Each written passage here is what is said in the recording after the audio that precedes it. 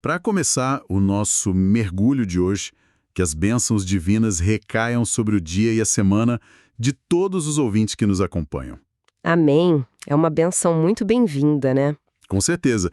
E eu acho que todos nós vamos precisar muito de toda a paz que essa bênção traz, principalmente se a gente imaginar o cenário que vamos explorar na nossa análise de hoje. Uhum. É um cenário, assim, de tirar o fôlego e não no bom sentido. Não, nem um pouco.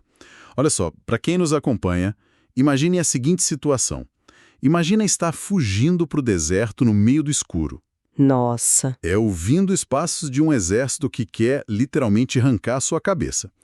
O país inteiro se virou contra você. As piores mentiras imagináveis estão sendo espalhadas, sabe? Uma campanha de destruição total. Exato. E o pior de tudo, o que dá um nó no estômago, o general desse exército inimigo, a pessoa que planejou todo esse golpe, é o seu próprio filho. É o pesadelo supremo para qualquer ser humano, Sem dúvida. porque é uma mistura de terror físico iminente, né, com a traição psicológica mais profunda que alguém pode experimentar. Não é tipo um cenário onde a pessoa estaria pensando em meditação ou tentar relaxar. De jeito nenhum. Um instinto humano numa hora dessas é o pânico absoluto. Luta ou fuga na potência máxima. Uhum. E é exatamente por isso que o texto que nós vamos dissecar hoje é tão impressionante. Nós vamos fazer uma análise profunda do Salmo 4. Um texto milenar fascinante. Muito. E para guiar essa nossa jornada, nós trouxemos para a mesa de estudos duas fontes incríveis, né? As riquíssimas notas da Bíblia de Estudo NASA e também o denso comentário bíblico de Alan Perros. Fontes excelentes que ajudam a clarear muita coisa, com certeza. Porque a nossa missão aqui para todos os nossos ouvintes não é ler um manual de autoajuda que é distante da realidade. Longe disso. Nós queremos entender a mecânica de como o homem, no olho desse furacão, conseguiu encontrar uma paz tão absurda que o permitiu literalmente deitar a cabeça numa pedra no deserto e apagar de sono. E o que torna essa análise tão vital para hoje é que ela desmistifica a nossa visão moderna de paz. Como assim? É que nós fomos muito condicionados a acreditar que a paz é a completa ausência de conflito, sabe? Ah, sim. Aquela ideia de uma vida sem boletos atrasados, né? Isso. Sem intrigas no trabalho, sem problemas familiares, a gente busca uma paz puramente circunstancial. Uhum. Mas o Salmo 4, que foi escrito pelo rei Davi, ele simplesmente joga essa premissa no lixo. Ele propõe uma paz estrutural. Uma paz que sustenta a mente mesmo quando, as circunstâncias ao redor estão desmoronando de forma violenta. E para a gente entender a arquitetura dessa paz, nós precisamos olhar para o contexto dessa circunstância, certo? Exatamente. Porque, lendo o comentário do Alan P. Ross e as notas da Bíblia de Estudo, eles fazem uma conexão muito fascinante entre o Salmo 3 e o Salmo 4. Eles são quase irmãos gêmeos, né? Nascidos da mesma tragédia. Pois é. A rebelião de Absalão, que era o filho de Davi, lá no livro de 2 Samuel, capítulo 15. Sim, a estrutura e o vocabulário unem os dois textos intimamente. O consenso entre os estudiosos é que o Salmo 3 carrega, a marca de uma oração matutina. Aquela oração de quando o sol nasce. Isso. É o suspiro aliviado de quem acabou de acordar e percebeu: nossa, eu tô viva. Sobrevivi à primeira noite fugindo do meu próprio filho. Que loucura. Já o Salmo 4 tem um tom bem diferente. O tempo verbal no final do texto o coloca firmemente no período da noite. Então já se passou um dia inteiro de caos. Exato. Davi passou o dia inteiro lidando com o problema, organizando os refugiados, ouvindo relatos da traição, e agora o sol se pôs novamente, e a escuridão traz de volta todo aquele medo. Nossa, é aquele momento em que a cabeça encosta no travesseiro e o cérebro começa a reprisar todas as catástrofes do dia. Todo mundo já passou por uma insônia assim, né? Uhum. A mente não desliga. Mas aí acontece algo na gramática do primeiro verso do Salmo 4 que, olha, me deixou de queixo caído. O que você encontrou? Eu estava lendo o comentário do Ross e ele aponta um detalhe técnico no hebraico. Porque algumas traduções brasileiras colocam a frase assim: responde-me quando clamo, ó Deus da minha justiça. Na angústia dá-me alívio. Fica parecendo um pedido para o futuro, né? Exatamente. Fica parecendo um pedido desesperado, um imperativo. Tipo, por favor, me tira daqui no futuro. Mas o original conta uma história bem diferente, não é? Uma história completamente diferente, porque o verbo no hebraico original está no tempo perfeito, e na gramática hebraica, o tempo perfeito indica uma ação já concluída. Um fato estabelecido. Isso, um fato estabelecido. O texto, na verdade, diz: na angústia, tu me deste alívio. No passado. Deste alívio, nossa. A analogia que me veio à mente na hora que eu li isso foi a de um ataque de pânico. Interessante, como assim? Porque quem já passou por isso, ou já viu alguém passar por uma crise de ansiedade, sabe como é. A pessoa sente que as paredes estão se fechando, o ar desaparece, o coração dispara achando que é o fim. É apavorante. E, de repente, a crise atinge o pico e começa a recuar. O ar volta aos pulmões, aquele primeiro suspiro longo, sabe? Aquele... Ufa. É o corpo percebendo que sobreviveu. Exato. É a constatação de que o aperto passou. O texto original até usa a imagem de ser colocado em um lugar espaçoso. Então não é Davi implorando para Deus abrir espaço no futuro. É ele constatando no corpo e na mente que, apesar de o exército ainda estar lá fora, Deus já destrancou a prisão interna do pânico. E o que acontece no corpo durante esse ataque de pânico é, fundamental para entendermos a mecânica dessa oração. O cérebro, em pânico, entra no modo de sobrevivência, que é o famoso instinto de luta ou fuga. A racionalidade vai embora, né? O córtex pré-frontal desliga. Exatamente. E o comentário de Ross destaca de forma brilhante que a cura para esse estado, para quem tem uma fé amadurecida, é a memória. A memória. Sim, é a recordação física e espiritual de uma experiência passada onde Deus já operou o livramento. É isso que recalibra o cérebro no presente. Então, a paz dele não começa imaginando um futuro perfeito, mas lembrando de um passado concreto. O alicerce da paz é a memória da fidelidade divina. Porque ele sabe que o Deus que o tirou do aperto ontem é o mesmo que está ouvindo a oração hoje. Faz todo sentido. Essa memória de ter recebido um lugar espaçoso dá a Davi uma audácia incrível. Ele não está orando com aquele desespero de quem duvida se alguém está escutando. Ele tem uma confiança radical. Mas ter essa confiança profunda e essa segurança interna cria um dilema prático gigantesco quando a gente olha para as pessoas ao nosso redor. Ah, com certeza. A convivência humana complica tudo. Porque Davi, logo após esse suspiro de alívio com Deus, ele vira o rosto diretamente para os inimigos. Lá nos versos 2 a 5, a atenção do texto muda de Deus para os chamados filhos dos homens. E, olha, se eu estou sendo atacado, se espalham mentiras cruéis sobre mim. A minha reação carnal e imediata não é ter paz. É querer revidar com toda a força e destruir a reputação de quem me atacou. É a reação de qualquer pessoa normal. E as notas da Bíblia de Estudo explicam que essa expressão filhos dos homens se refere a meros mortais ou, de forma mais contextualizada aqui, aos rebeldes e aristocratas que se juntaram a Absalão no golpe. Era a elite do país, né? Era a elite. E o que eles estavam fazendo não era apenas tentar tomar o trono pela força militar. Tinha um jogo psicológico ali. O texto diz, até quando transformarão a minha glória em vergonha? Até quando amarão a vaidade e buscarão a mentira? Parece a descrição perfeita do que chamamos hoje de cultura do cancelamento.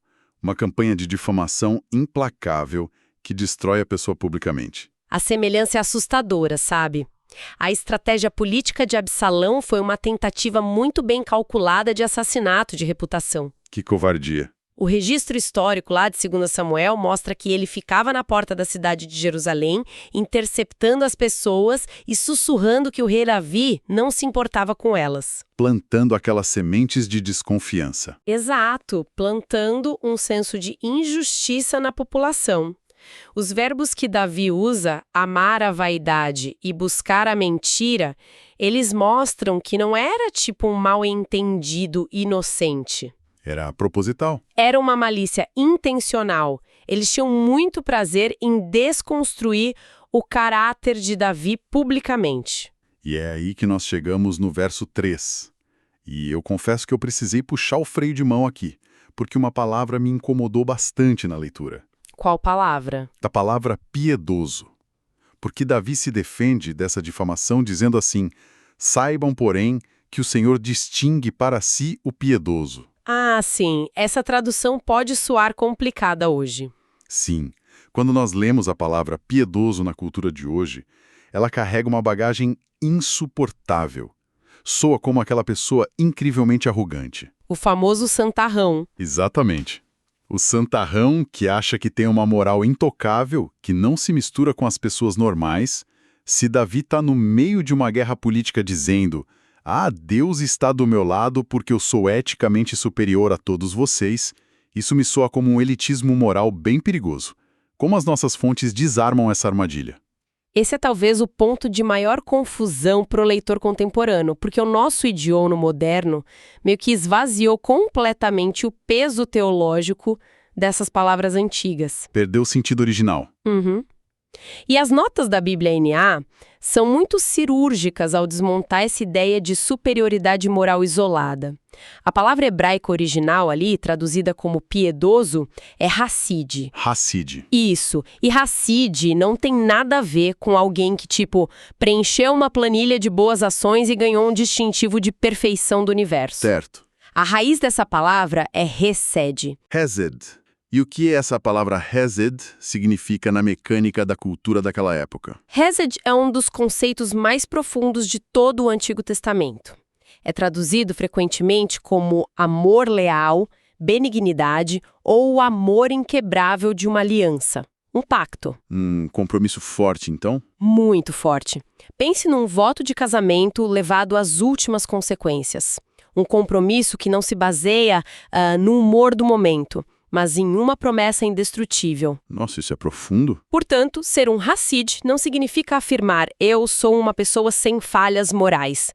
Significa declarar eu sou alguém que está inserido em um relacionamento pactual com o Criador. Ah, então é um status puramente relacional. Exatamente. Então, quando ele diz que Deus o distinguiu, não é tipo um prêmio de funcionário do mês porque ele bateu a meta de bom comportamento. De forma alguma.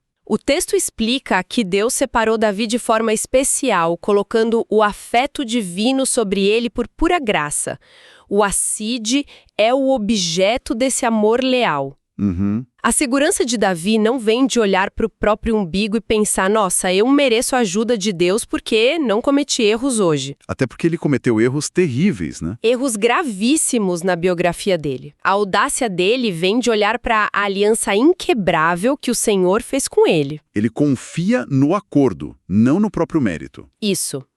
E é por estar sob o teto de aço dessa promessa que ele tem certeza absoluta de que suas orações são ouvidas, mesmo quando a nação inteira grita que ele foi abandonado. Olha, isso vira a chave completamente, porque se a proteção vem desse status de relacionamento e não de uma contabilidade do meu próprio desempenho moral, a forma como nós respondemos às ofensas muda radicalmente. Totalmente. Se espalham mentiras sobre nós, e nós sabemos que a nossa identidade está blindada por essa aliança com Deus, a gente não precisa entrar no jogo de atirar a lama de volta. Uhum. E eu acho que isso explica a instrução quase contra-intuitiva que vem no verso 4, né? Ah, o verso 4 é fantástico. É um tratado de psicologia e teologia numa única frase. Ele diz, tremam de medo e não pequem. Consultem no travesseiro o coração e sosseguem. É forte. Muito. E as notas interpretam essa passagem com uma lucidez impressionante. O texto não exige que a vítima da injustiça se torne, tipo, um robô sem sentimentos.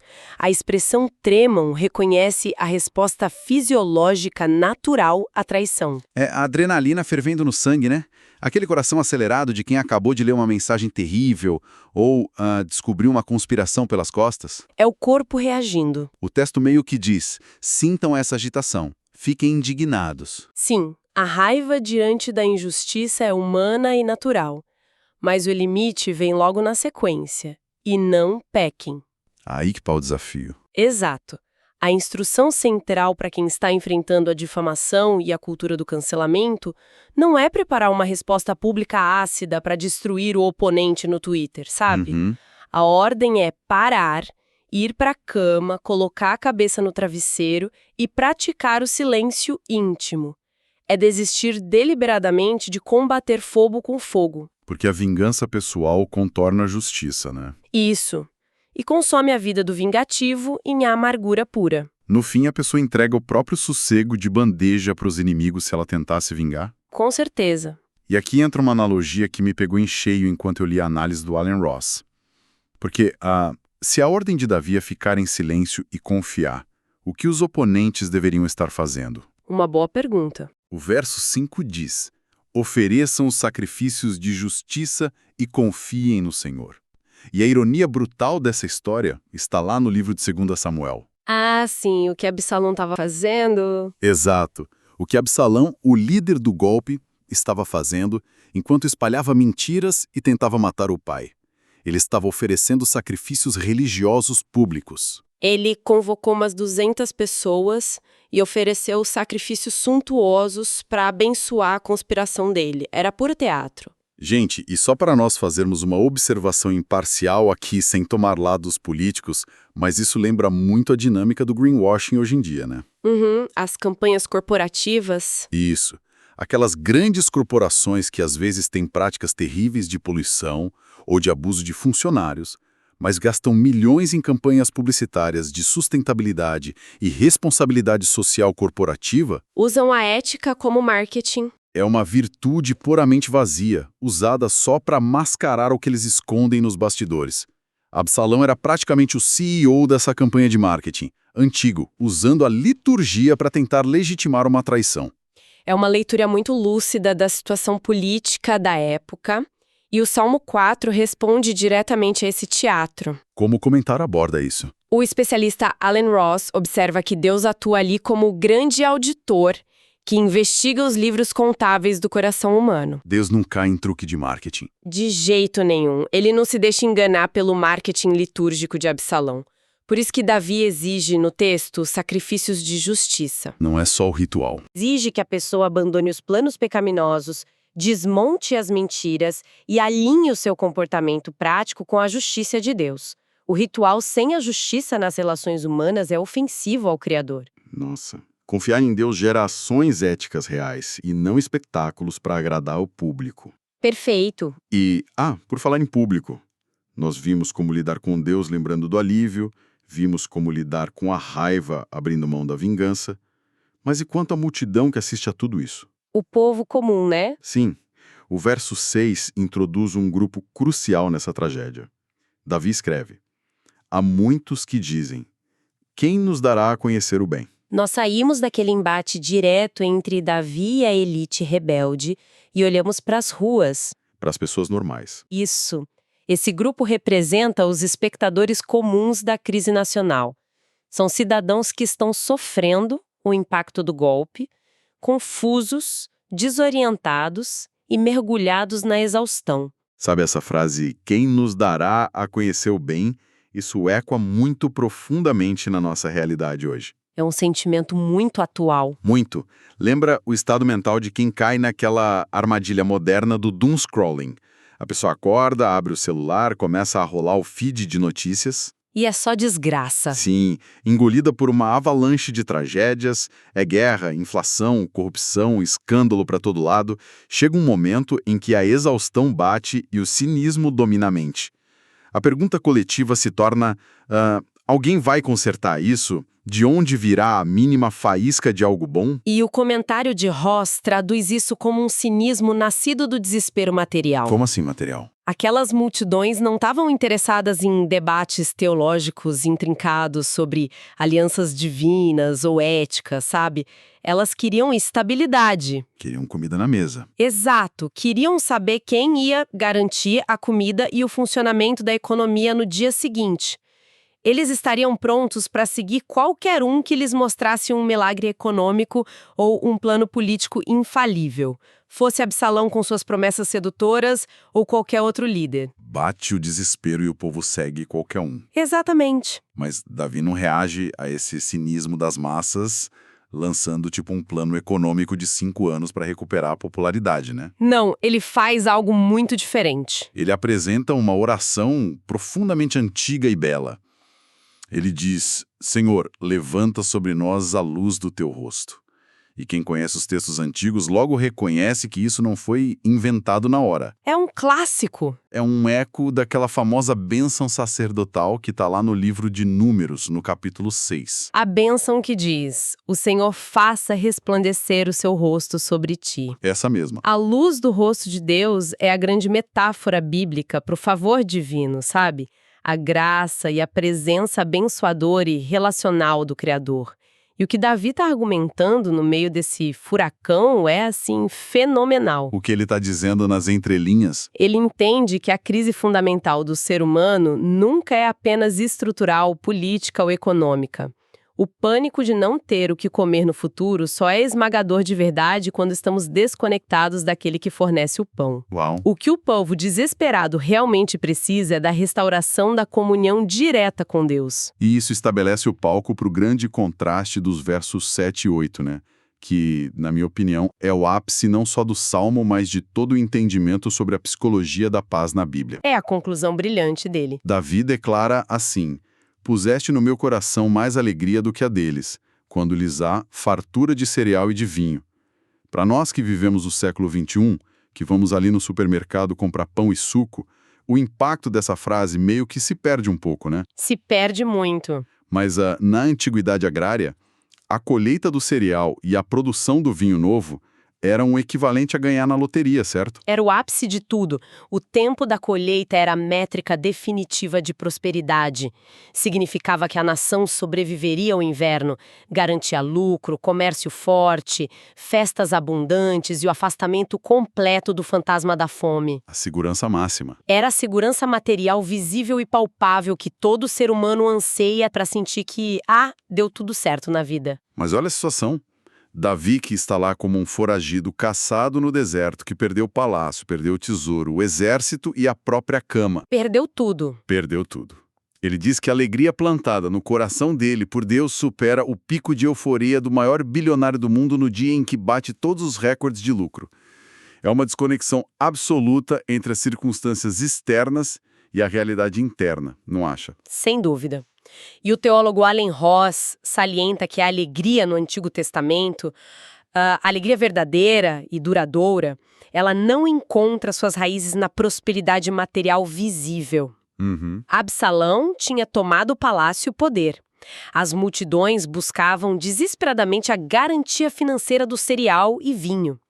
Mas a alegria que o Criador depositou no peito de Davi funciona com outra voltagem. Outra voltagem, gostei disso. É uma alegria que não pode ser saqueada, porque ela nasce do favor de Deus, não das circunstâncias terrenas que são sempre transitórias. E eu acho que essa explicação nos permite finalmente compreender a mecânica por trás do último verso, né? O encerramento magistral desse salmo. Ele diz: em paz me deito e logo pego no sono, porque só tu, Senhor, me fazes repousar seguro. É de arrepiar. Porque tentar dormir no meio de uma zona de guerra, sabendo que assassinos estão caçando você, é contra a nossa biologia. E ele não diz que deita e fica rolando na cama com insônia, olhando para o teto, contando ovelha. Ele diz que logo pega no sono. Ele capota. Ele apaga. A cabeça toca o travesseiro de pedra lá no deserto e o sistema nervoso autônomo dele simplesmente desliga. É o triunfo absoluto da confiança relacional sobre o ambiente hostil. É como se a gente pudesse ver a transição física acontecendo no corpo dele ali mesmo. Uma mudança fisiológica. Exato. O conhecimento de que o Deus soberano está com os olhos fixos nele desativa aquela resposta de luta ou fuga do sistema nervoso simpático e ativa a resposta de repouso. A paz vence o pânico. A ameaça suprema, que seria o abandono por Deus, já foi neutralizada pela aliança, por aquele amor excede que falamos antes. Se a maior questão da existência está resolvida, até mesmo um exército assassino se torna secundário diante do Criador que governa os exércitos cósmicos. Nossa. Ele dorme profundamente porque a verdadeira segurança não é um lugar murado ou uma conta bancária. É uma pessoa onipotente. Então, o que significa decodificar toda essa angústia e esse alívio milenares para todos que nos acompanham neste mergulho? Se nós amarrarmos os fios dessa nossa investigação, nós vemos que a lógica comum foi totalmente implodida. Foi virada do avesso. Lemos a história de um líder brutalmente golpeado, vítima dessa cultura do cancelamento antigo, e cercado por uma sociedade afogada no desespero. Diante do ataque das mentiras públicas de Absalão, ele escolhe não revidar. Ele escolhe o travesseiro. Exato. E diante da ânsia do povo pelo cereal e vinho, por aquele sucesso fácil e o dinheiro que garante o amanhã, ele escolhe celebrar o fato de que a luz do olhar de Deus está sobre ele. E isso produz um silêncio íntimo tão profundo que subjuga o medo físico da morte. Sem dúvida. E eu diria que essa leitura expõe a extrema fragilidade da nossa arquitetura mental atual, sabe? Como assim, fragilidade? É que nós condicionamos a nossa capacidade de ter paz ao fato de tudo estar no lugar certinho. A economia crescendo, os colegas nos elogiando, a saúde perfeita. E quando uma dessas pecinhas cai, o nosso mundo desaba junto e a ansiedade nos devora as noites. A gente perde o sono por muito menos que um exército. Verdade. E isso nos entrega uma reflexão final, algo provocativo para que nossos ouvintes digiram muito tempo depois que terminarmos nossa análise de hoje. Quando o volume do mundo ao redor ficar ensurdecedor, seja com o barulho das mentiras ditas a nosso respeito lá no trabalho, seja com a incerteza de uma crise econômica global, ou apenas observando a exaustão das multidões que só procuram a segurança do cereal e do vinho. A ilusão do controle. Exato. Quando isso acontecer, de onde virá a ordem para que o nosso sistema nervoso descanse? Será que a capacidade íntima de colocar a cabeça no travesseiro hoje à noite e realmente dormir depende do tamanho da colheita que tivemos ao longo do dia e de estarmos blindados contra problemas? Fica o questionamento. Ou será que o nosso verdadeiro sossego só se manifesta quando decidimos confiar a nossa segurança àquele que, na escuridão mais absoluta, sustenta os nossos pulmões com um amor inquebrável e já nos deu provas de alívio no passado? É uma mudança de perspectiva gigante. Fica essa pergunta ecoando na mente de cada um para essa semana. Que Deus abençoe todos os ouvintes. Amém. Que Deus abençoe todos os ouvintes.